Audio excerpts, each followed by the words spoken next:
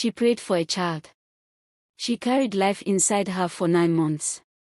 But when the cries of a baby should have filled the room, the hiss broke the silence. Was it a curse? A punishment? Or something far darker? The night my prayer was answered, the wind refused to sleep. Rain hammered the zinc roof like fist. The mango tree at the edge of our compound bent and groaned under the storm. Inside, the kerosene lamp trembled, its weak flame casting restless shadows on the mud walls. I was on my knees again, the cold cement floor biting into my bones. My fingers clutched a rosary so worn it felt like an old scar. My lips trembled as I prayed. God, please, take away this shame. Just one child. Even if it cost me my life, let me carry one child. Obi lay on the raffia mat, his back to me, but I knew he was not sleeping. I could hear the tightness in his breathing. Men don't cry with tears, they cry in silence, in the way they avoid your eyes, in the way their shoulders sag when they think no one is watching. Another thunderbolt cracked the sky. A goat bleated once outside and went silent. Then it happened. At first, a flutter in my belly, faint as the brush of a feather. I froze. Then it spread, warm, alive, like a small hand pressing from within. Obi, I whispered. He sat up quickly, eyes wide. What is it? Pain again. I grabbed his hand and pressed it to my stomach. For a moment, the storm outside swallowed all sound. Then, under his palm, the pulse came again. Obi's face changed. Hope flooded his eyes, trembling like dawn after a long night. He didn't speak. He just left his hand there, afraid that moving it would shatter the miracle. The next day, the nurse confirmed it. Her smile was wide, her words simple. Madam, congratulations. You are with child. I laughed so hard I cried. 8 years of waiting had ended in a single moment. That evening, the compound filled with the smell of jollof rice and laughter. Neighbors came, clapping my back, blessing my womb. Children ran in circles. Someone brought a drum, and even the drums seemed to sing for me. Then, in the midst of the joy, an elderly woman pressed a bracelet of black beads into my hand. Wear it at night, she whispered. It will protect you and the child. I forced a smile. But my mother's voice echoed in my mind, take gifts with clean eyes, but ask your spirit if it agrees. That night, I placed the bracelet beside the lamp. I couldn't bring myself to wear it. Still, I touched my belly and whispered. Child, you are mine. I will carry you into the light. The storm quieted. The wind finally slept. But inside me, a different storm had only just begun. Pregnancy turned strangers into family. Every woman at the market seemed invested in my belly. They gave me free oranges, whispered blessings, and pressed charms into my hand. Obi came home early most days, carrying roasted corn or pawpaw. In the evenings, we sat in the courtyard, talking about baby names as though the future was already ours. Then one evening, just as the sun melted into purple, I saw her. An old woman stood by our gate, leaning on a stick. Her wrapper was faded, her scarf tied loosely. I had seen her before near the river. She had the look of someone who carried stories no one wanted to hear. She called softly, NWAM. My child. Come. I hesitated. Good evening, Mama. She sat on the mortar near our door, eyes steady on me. Your mother once returned a lost goat to me. I do not forget kindness. My chest tightened. Mama, what do you want? She pointed at my belly. When rivers give, they also watch. Your prayer passed through water before it reached heaven. Thank the water, or the water will collect what it owns. I swallowed hard. I thank God. Thank him well, she said, nodding. But pour water for the water too. A calabash, a kola nut, and your truth. That is all. She placed a tiny cowrie in my palm and stood to leave. At moonrise. Do not forget. I closed my fist over the cowrie, my skin prickling. That night, I told Obi. He shook his head firmly. We prayed to God, not the river. We will not go there. He kissed my forehead. Our child will not be bought with rituals. I agreed. But as I lay awake, I could hear the river in the distance, its voice louder than usual, as though it too was awake. I clutched the cowrie until dawn. By the 5th month, my belly announced itself before I did. Aunties fought over names. Some suggested, some Techuku, to thank God always. Others said, call the child River. River never turns back. I laughed with them, but deep down, unease was growing. Strange things began to happen. One morning, the black bead bracelet was no longer where I left it. It had moved from the lamp's left side to the right. Obi swore he hadn't touched it. I knew I hadn't. Another day, I saw wet footprints across the courtyard, small like a child's, leading from the gate to our back door. But it hadn't rained. The prints shimmered, as though made of water. At the market, a fish seller stared at me strangely. Madam, light surrounds you, she said, then flinched. But something dark walks just behind it. She shoved extra fish into my bag. Boil it with ginger. Ginger looks back at evil. That night, I dreamed of a calabash floating downriver. A tiny hand reached out of it, then pulled back. When I woke, I swore I heard a hiss, faint but close, like sand spilling onto stone. Obi kept a cutlass by the door. He prayed louder, as if raising his voice could scare away unseen things. But fear sat quietly in the corner of our home, patient, waiting. One evening, the pastor stopped us after service. His face was troubled. I saw a child in a dream, he said, a child tied to a story older than you. Break every vow you did not make with your mouth. He gripped my hands. Cover yourself in prayer. Not all gifts come from God. That night, I buried the cowrie and the beads under the mango tree, whispering, no bargains. Only God. But as I stood, I heard it clear and sharp this time. A hiss, calling through the leaves. My blood ran cold. The first pain came like someone knocking softly from the inside. It was just before dawn, when the compound was still and the air felt thin. I was sweeping the corridor out of habit, slow and careful, when a tightness wrapped my stomach and held it there. I leaned against the wall and breathed. The second one came stronger, a wave that rose from my spine and crashed under my ribs.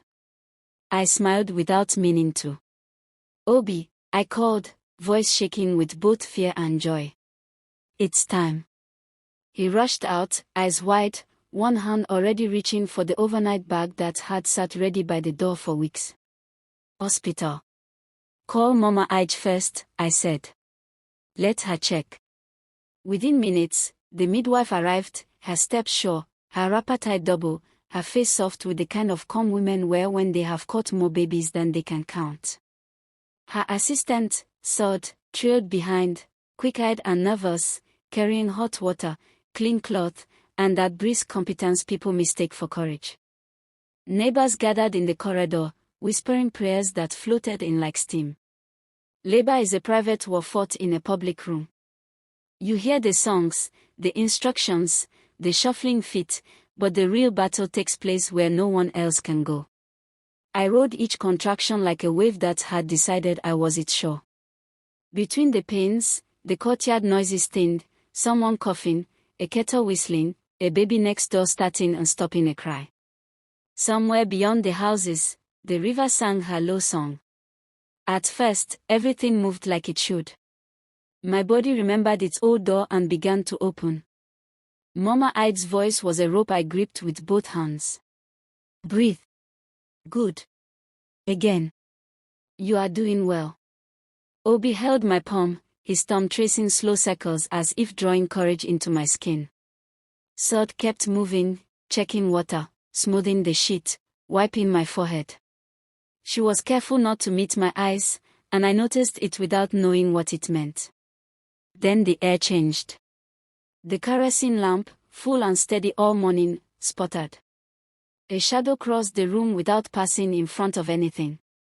The woman singing in the corridor fell quiet at the same time, as if a hand pressed down on the song. A new wind slipped under the door, cool and purposeful. I shivered. The head is there, Mama Ige said, more to herself than to us. Good. Good. One more push. I gathered what was left of me and pushed like the earth itself needed me to. I waited for a cry. The room waited too. When life arrives, it usually announces itself. But silence spread out, heavy and sticky. Where is the cry? Someone whispered outside, and the whisper felt like a wrong question in a holy place. I looked at Obi. He nodded, a broken little nod that said, "It's okay," even though it was not. Then I heard it, so faint at first I thought it was inside my head. A hiss.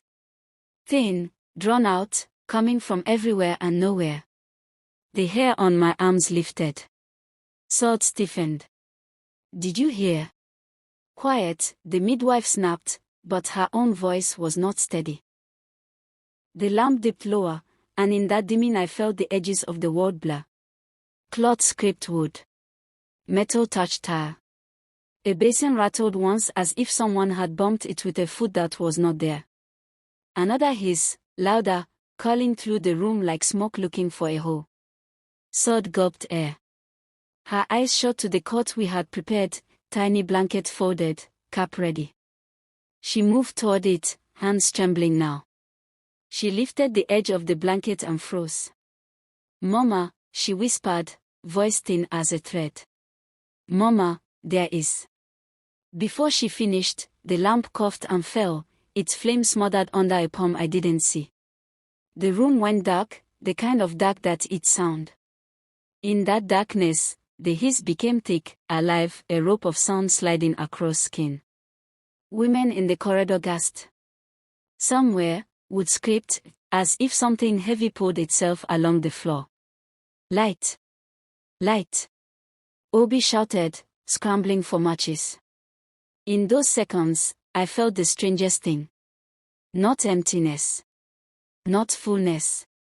Something like a tug at the edge of my spirit, as if what had just come through me had been touched by a different owner. I opened my mouth to call out, but fear wove itself into the back of my throat and sat there. The match flared.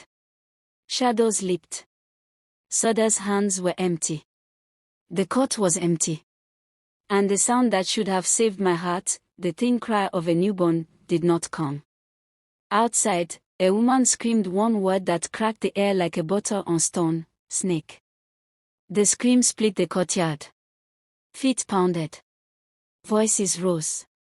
Obi's hand found mine again, crushing hard. I couldn't feel my legs. I couldn't feel anything except the cold idea that slid into my chest and lay down there like it had always lived with me. What if the river came to collect? Before I could breathe, before anyone could make sense of sense, something moved under the cot. The lamp trembled in Obi's hand. I reached for a prayer and found only a question, and it hung in the air like a blade. By noon, the village had already eaten the story and licked the pot. "Did you hear?" they said at the junction.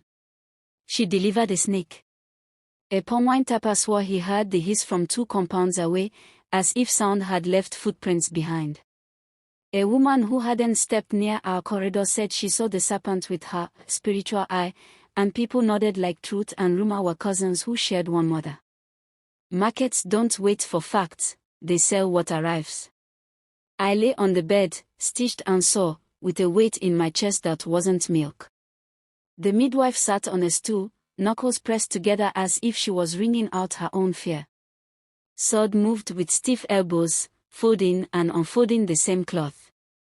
Obi stood guard by me, his jaw set, his eyes red. He was a man trying to fix something with hands that could not touch it. "Tell me," he said, voice gravel.